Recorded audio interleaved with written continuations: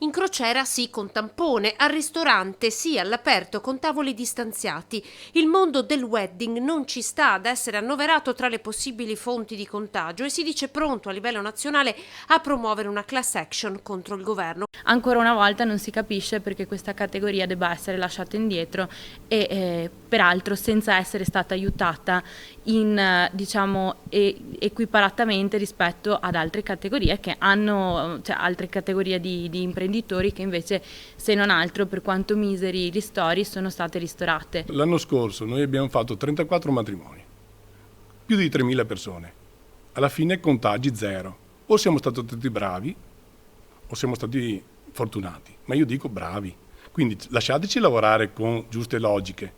Quindi il tavolo che sia distanziato, servizio solo finger food. Fioristi, ristoratori, wedding planner, titolari di negozi di abbigliamento. La volontà di battersi c'è, ma la stanchezza è tanta. Chi lavora nel settore si sta concentrando sulla ripartenza e lo slittamento al 15 giugno del via libera alle cerimonie è vissuto come l'ennesima doccia fredda. Già sentirsi dire Green Pass e Covid Manager, queste cose qua, comincia a essere un po' una cosa un po' difficile da attuare. Bisogna capire anche, mettersi nell'ordine di idee che questi sposi hanno anche dei costi da affrontare. Abbiamo bisogno di lavorare e abbiamo bisogno di avere meno problemi possibili.